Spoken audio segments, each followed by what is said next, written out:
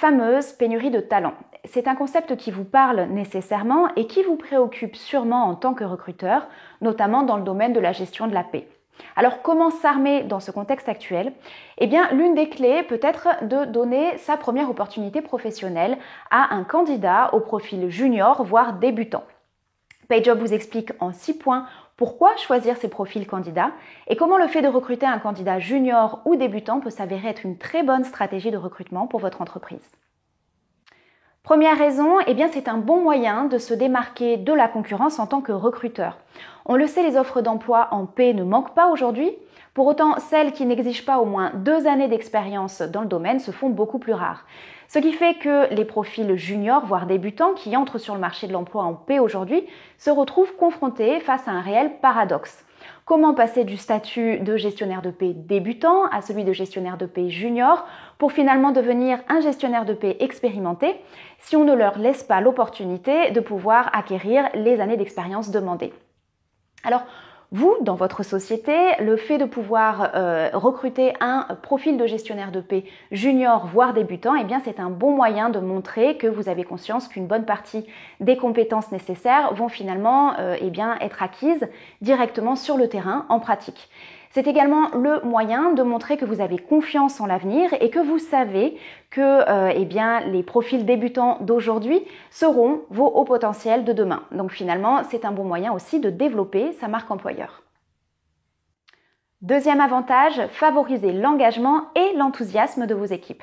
Pourquoi? Eh bien parce que ce soit en CDD, en CDI ou en intérim, toute nouvelle recrue aura nécessairement un certain enthousiasme, une certaine curiosité pour votre entreprise, pour ses équipes, aura l'envie d'apprendre sur le terrain et aura également tendance à pallier un manque d'expérience par un certain enthousiasme, une certaine motivation qui finalement ne peut être qu'un plus pour l'ensemble de vos équipes.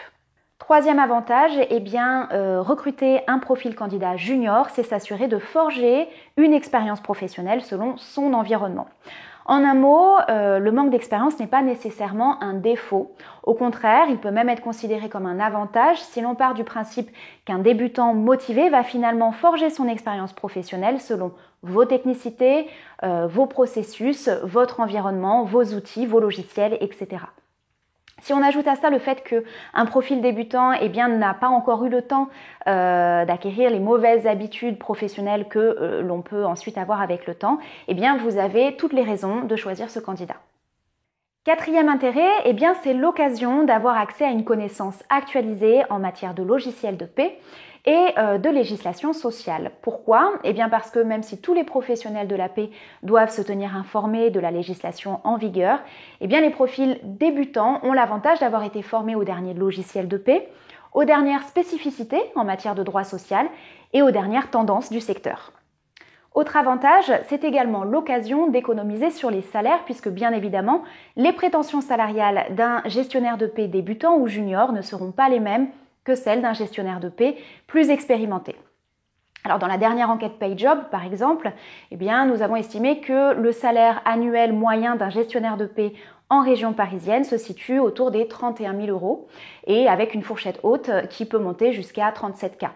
Tandis que le salaire annuel d'un gestionnaire de paie débutant se situera plutôt entre 24 000 et 27 000 €.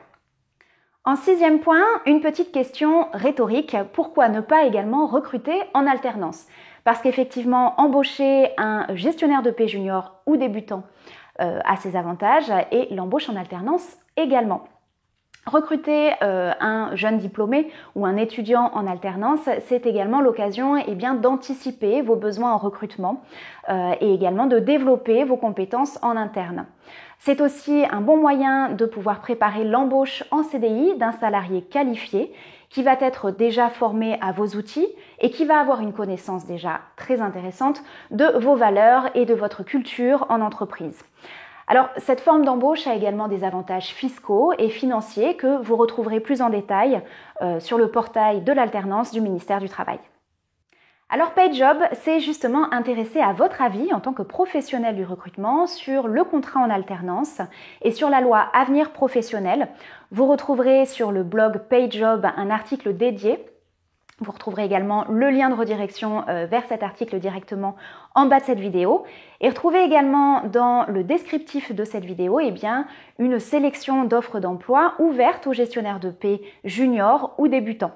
On vous donne ensuite rendez-vous sur le site PayJob directement pour consulter plus en détail ces offres et pour candidater bien sûr. Et quant à moi, je vous dis à très bientôt sur la chaîne YouTube Linking Talents et dans le vlog des métiers de la paie.